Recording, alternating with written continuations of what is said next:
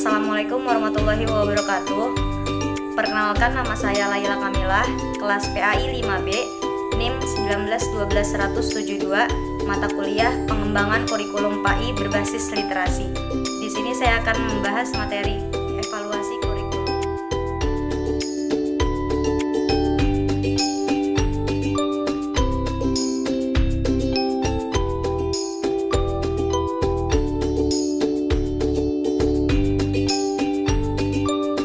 Pengertian evaluasi kurikulum. Evaluasi adalah suatu tindakan atau suatu proses untuk menentukan nilai dari sesuatu. Sedangkan pengertian kurikulum adalah sebagai rencana yang dibuat untuk membimbing anak belajar di sekolah, disajikan dalam bentuk dokumen yang sudah ditentukan.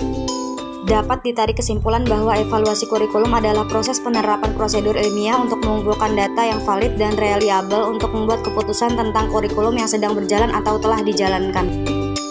Pertama, tujuan evaluasi kurikulum. Tujuan evaluasi kurikulum yaitu mengungkapkan proses pelaksanaan kurikulum secara keseluruhan ditinjau dari berbagai aspek. Adapun indikator kinerja yang dievaluasi adalah efektivitas, efisiensi, relevansi, dan kelayakan program. Hal ini dimaksudkan untuk memberikan acuan dan gambaran program ke depan.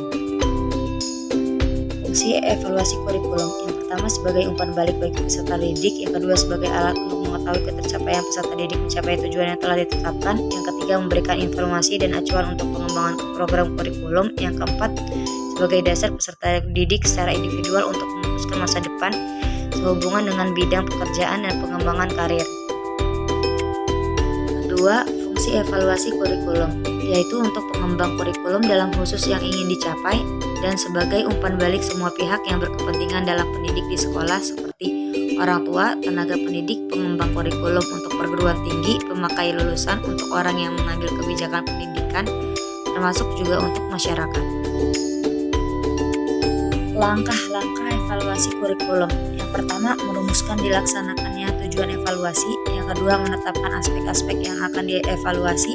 Yang ketiga, memilih dan menentukan teknik yang akan dipergunakan di dalam pelaksanaan evaluasi. Yang keempat, menyusun alat-alat pengukur yang akan dipergunakan dalam pengukuran dan penilaian hasil belajar peserta didik. Yang kelima, menentukan tolak ukur, norma, dan kriteria yang akan dijadikan pegangan atau patokan dalam memberikan interpretasi terhadap data hasil evaluasi. Keenam, menentukan frekuensi dari kegiatan evaluasi hasil belajar itu sendiri. Yang ketujuh, menghimpun data. Yang kedelapan, melakukan verifikasi data. Yang kesembilan, mengolah dan menganalisis data. Yang kesepuluh, memberikan interpretasi dan menarik kesimpulan. Yang kesebelas, tindak lanjut hasil evaluasi. Strategi evaluasi kurikulum. Strategi pertama terdiri atas penentuan lingkungan tempat terjadinya perubahan.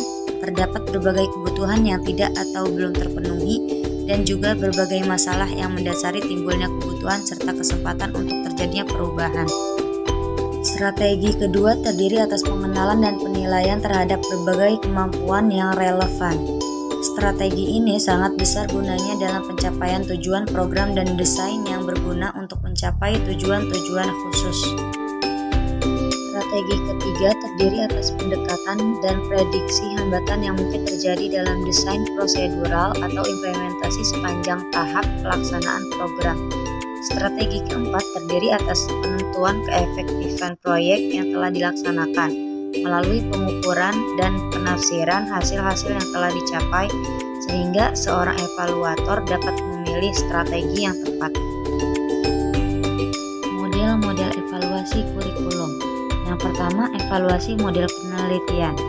Tes psikologi atau tes psikomotorik yang pada umumnya memiliki dua bentuk tes, yakni tes intelijensi dan tes hasil belajar. Selanjutnya, eksperimen lapangan.